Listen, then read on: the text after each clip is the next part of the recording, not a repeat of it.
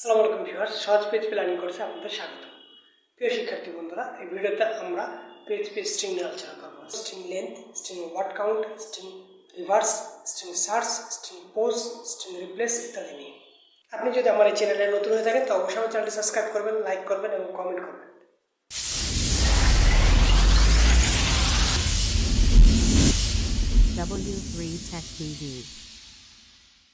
তো ভিউয়ার্স, এখন আমরা PHP-তে স্ট্রিং নিয়ে আলোচনা করব।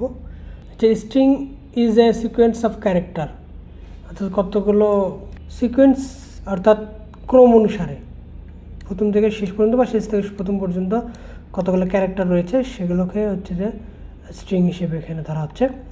তো আমরা এখানে PHP-তে 5 ধরনের স্ট্রিংয়ের কথা উল্লেখ করা আছে। এখানে আমরা এই স্ট্রিংগুলোর ব্যবহার দেখব এখন, যে প্রত্যেকটা কী কী কাজ করছে। তো প্রথমে যেটা রয়েছে সেটা হচ্ছে str length, string length. String length, str length এটা হচ্ছে স্ট্রিং লেন্থ পরিমাপ করে দেখাবে আপনাকে।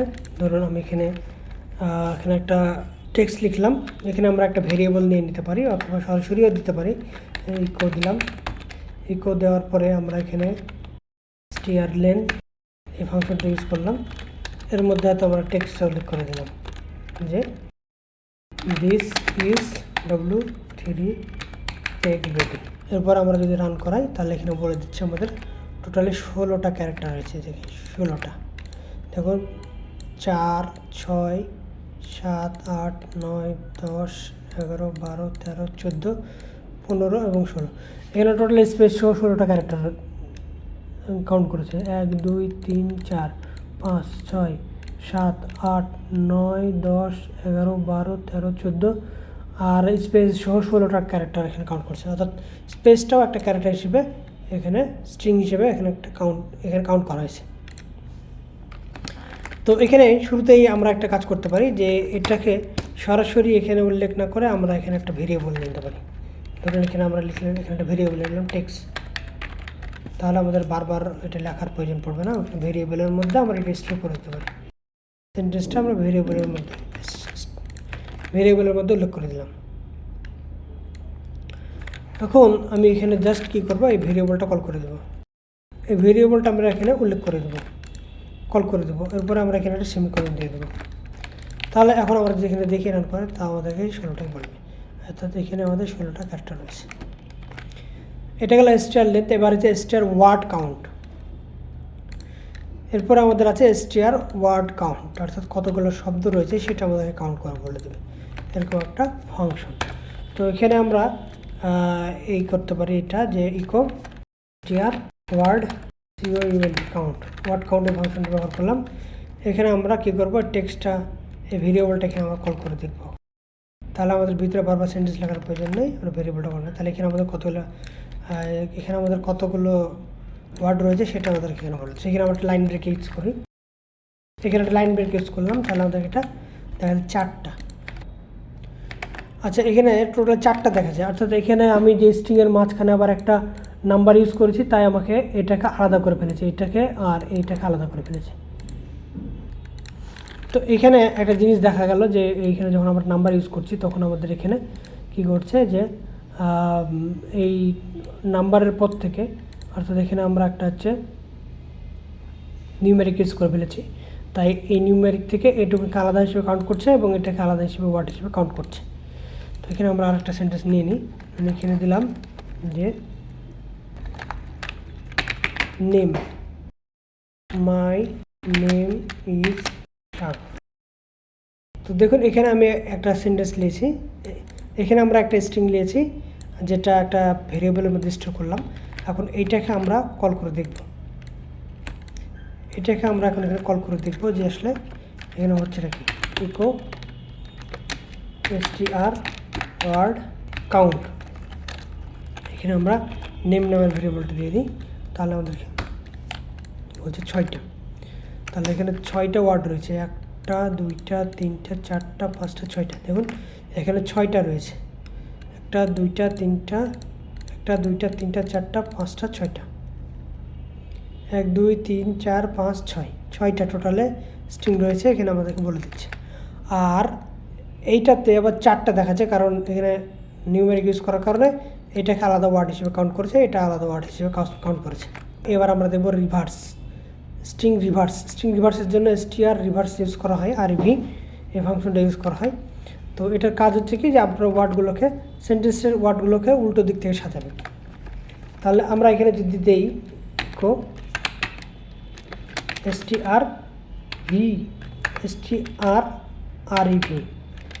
রিভার্স, এরপরে আমরা এখানে যদি যে কোনো একটা সেন্টেন্সকে যদি আমরা এখানে যে কোনো একটা ভেরিয়েবলকে এখানে কল করে নিই, এরপরে আমরা এখানে দেবো। তো দেখুন এটা আমাকে এভাবে উল্টো দিক থেকে সাজিয়ে দেখাচ্ছে, উল্টো দিক থেকে সাজিয়ে দেখালো এটা। আবার এখানে যদি আমরা নেম লিখি, অর্থাৎ পরের ভেরিয়েবলটা লিখি, তাহলে দেখতে পাবেন লাইন ব্রেক দিতে হবে, তাহলে এরকম হবে। তাহলে দেখুন এখানে আমাকে কিন্তু এটা উল্টো করে দেখাচ্ছে। এই গেল রিভার্স, স্ট্রিং রিভার্স করার ফাংশন। এরপরে আমাদের যেটা রয়েছে সেটা হচ্ছে str পজ, অর্থাৎ স্ট্রিং পজ করা, অর্থাৎ search for the text within a string. অর্থাৎ স্ট্রিংয়ের মধ্যে যে কোনো স্ট্রিং বা টেক্সটের মধ্যে সেন্টেন্সটা কত নম্বর পজিশনে আছে সেটা আপনি এখান থেকে খুঁজে বের করতে পারেন খুব সহজে। ধরুন আমি এখানে একটা লিখলাম যে কো, এরপরে str পজ ফাংশনটা ইউজ করব। এখানে আমাদের দুটো বিষয় মাথায় রাখতে হবে। একটা হচ্ছে কি যে যেখান থেকে চেঞ্জ করব আর যেটা চেঞ্জ করব। তাহলে আমরা যেখান থেকে চেঞ্জ করবো, অর্থাৎ ধরুন যে আমি এই সেন্টেন্স থেকে চেঞ্জ করতে চাচ্ছি, তাহলে সরাসরি এই সেন্টেন্সটা এখানে কপি করে এখানে দিয়ে দিতে পারেন। আর এখান থেকে আমি কি খুঁজতে চাচ্ছি, আমার নামটা খুঁজতে চাচ্ছি, তো আমি এখানে এটা দিয়ে দিলাম। তাহলে হবে কি আমার নামটা কত নম্বর পজিশন আছে সেটা আমাকে এখানে বলে দেবে। দেখুন 11 নম্বর পজিশনে আছে। 1 2 3 4 5 6 7 8 9 10 11 নম্বর পজিশনের পর আমার এখানে সেন্টেন্সটা পাওয়া যাচ্ছে। এই জায়গায় আমি আমার সেন্টেন্সটা খুঁজে পাচ্ছি।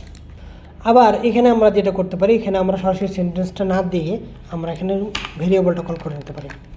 এখানে যে ভেরিয়েবলটা রয়েছে সেই ভেরিয়েবলটা এখানে আমরা কল করে নিতে পারি। তাহলে হবে কি এখানে আমাদেরকে পজিশনটা ঠিক দেখাচ্ছে। আবার এখানে যদি আমরা এই ওয়ার্ডটা না পাই, ধরুন আমি কোনো কারণে এর মধ্যে এই ওয়ার্ড নেই, তাহলে আমাকে কি করবে, এখানে আমাকে রিটার্ন ফলস দেখাবে, রিটার্ন ফলস বলবে, অর্থাৎ এখানে আমি কোনো রেজাল্ট পাবো না। ধরুন আমি এখানে টেক্সটটা এটা যদি এখানে দিই, তাহলে কিন্তু আমি এখানে কিছু পাচ্ছি না, রেজাল্ট পাচ্ছি না এখানে, কারণ এখানে আমার এই টেক্সটের মধ্যে আমি যে ওয়ার্ডটা সার্চ করছি সেটা কিন্তু এখানে নাই। কিন্তু এটা যদি আমি সার্চ করি এখন, তাহলে কিন্তু 2 নম্বর পজিশনে পেয়ে যাচ্ছি। তাহলে ব্যাপারটা হচ্ছে কি যে আপনি কোনো টেক্সটের মধ্যে নির্দিষ্ট কোনো ওয়ার্ড বা সেন্টেন্স এখান থেকে চাইলে সার্চ করে খুঁজে বের করতে পারেন। এরপরে আমাদের যেটা রয়েছে str রিপ্লেস।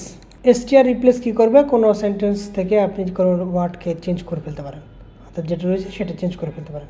তো এটার জন্য আমাদের একটা সূত্র এখানে রয়েছে, দেখুন str রিপ্লেস, অর্থাৎ রিপ্লেস যেটাকে চেঞ্জ করবেন সেটার নাম দিতে হবে, আর ওর জায়গায় যাকে বসাবেন তার নাম দিতে হবে, যেখান থেকে চেঞ্জ করছেন সেই সেন্টেন্সটার কথা এখানে উল্লেখ করতে হবে। তো এখানে আমরা এখন পরবর্তী ধাপে চলে যাব। এখানে আমরা লিখব str, এরপরে রিপ্লেস। তাহলে আমাদের সূত্র অনুসারে কি, প্রথমে যেটাকে রিপ্লেস করব সেটার নাম দিতে হবে, তারপর ওর জায়গায় যাকে বসাবো তার নাম দিতে হবে, এরপর আমাদেরকে মেন সেন্টেন্সটার কথা উল্লেখ করতে হবে। তাহলে যেটাকে বদলাবো সেটার নাম আগে দিতে হবে। তাহলে আমরা হচ্ছে কি যে ধরুন এখান থেকে এই সেন্টেন্সটার উপরে কাজ করতে চলেছি। তো এখানে হিজ নেম ইজ সাগর আলী বিটি, এরকম হবে সেন্টেন্সটা। তাহলে আমাকে যেটা চেঞ্জ করতে হবে সেটা হচ্ছে মাইটা আমি এখানে উল্লেখ করলাম। মায়ের জায়গায় কী লিখবো, হিজ লিখবো, যেটা লিখবো তার না সেটা এখানে উল্লেখ করে দিলাম, যেটা লিখবো সেটা এখানে উল্লেখ করে দিলাম। এখন যেখান থেকে অর্থাৎ পজিশন, অর্থাৎ চাইলে আপনি এখান থেকে পুরো সেন্টেন্সটা এখানে লিখতে পারেন, অথবা এখানে জাস্ট এই ভেরিয়েবলটা এখানে কল করে নিতে পারেন, এই ভেরিয়েবলটা এখানে উল্লেখ করে দিলেই হয়। তাহলে হবে কি, এখন আমার আরামসে এটা চেঞ্জ হয়ে গেছে। এখন হিজ নেম ইজ সাগর আলী বিটি, তো মায়ের জায়গাতে আমার হিজ লাগিয়ে দিলাম। তো এই ছিল 5টি স্ট্রিংয়ের ব্যবহার।